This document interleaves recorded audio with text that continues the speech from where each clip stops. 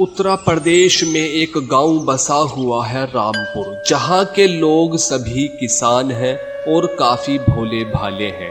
एक नदी के किनारे धनी अपने परिवार के साथ टूटी फूटी झोपड़ी में रहता है। उसकी एक बीवी है जो बहुत ही शांत स्वभाव की है, इसलिए उसका नाम भी शांति है। उसके 2 बच्चे भी हैं जो काफी खूबसूरत और समझदार हैं। बेटे का नाम राजू और बेटी का नाम चंदा, जो पढ़ लिख कर कुछ बनना चाहते हैं। धनी मेहनत कर कर सिर्फ अपने परिवार का पेट ही पाल पाता है। दिन गुजर रहे थे और धनी अपने खेत में मेहनत करता और उससे जो पैसे बनते उससे अपने परिवार का पेट पालता। राजू और चंदा भी बड़े हो चुके थे। उनके साथ के बच्चे पढ़ लिख कर कुछ ना कुछ बन चुके थे। इधर धनी और शांति भी बूढ़े हो चुके थे। ये रामपुर के लोग सिर्फ गन्ने की खेती ही करते थे, लेकिन रामपुर की जमीन हीरे उगाने से कम न थी। शहर के व्यापारी जमीन का सौदा करने आते थे, लेकिन रामपुर के किसान उन्हें बिना कुछ सोचे समझे भगा दिया करते थे। रामपुर का हर किसान अनपढ़ था, लेकिन उन्होंने बहुत मेहनत करके अपने बच्चों को पढ़ाया, लेकिन वे सब शहर जाकर शहर के ही हो चुके थे।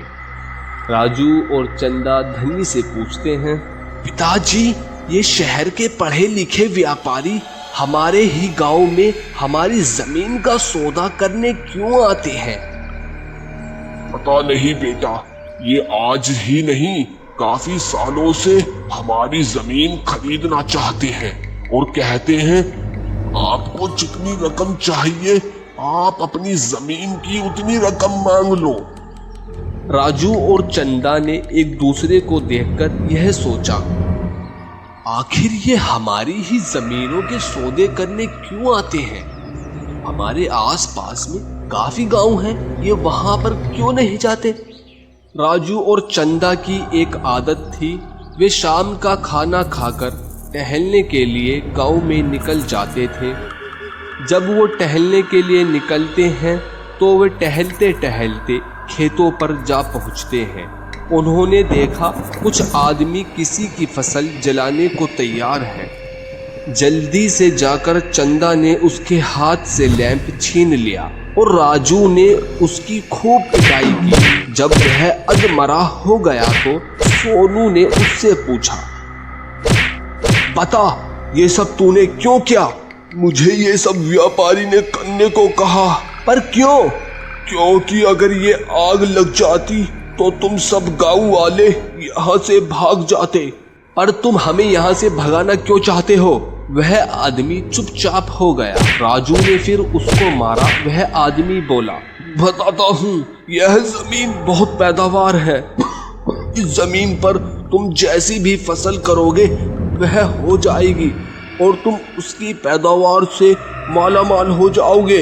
राजू ने उस आदमी को कहा, अगर अपनी सलामती चाहता है तो भाग यहाँ से और पीछे मुड़कर मत देखना। वह वहां से भाग जाता है। राजू और चंदा को एक विचार आता है और वह सुबह सवेरे उठकर पूरे गांव को इकट्ठा करते हैं। वह रात की हुई दुर्घटना के बारे में बताते हैं और खेतों के बारे में भी बताते हैं। गांव वाले समझ जाते हैं और अपनी अपनी खेतों पर तरह तरह की फसल उगाते हैं। धनी और राजू चंदा मिलकर भी अपनी फसल उगाते हैं। दिन गुजर रहे थे और फसल होती गई। देखते ही देखते गांव हरा भरा हो गया। गांव वाले सभी अपनी मेहनत से अमीर हो गए। धनी अपने परिवार वालों के साथ हमेशा खुश रहने लगा।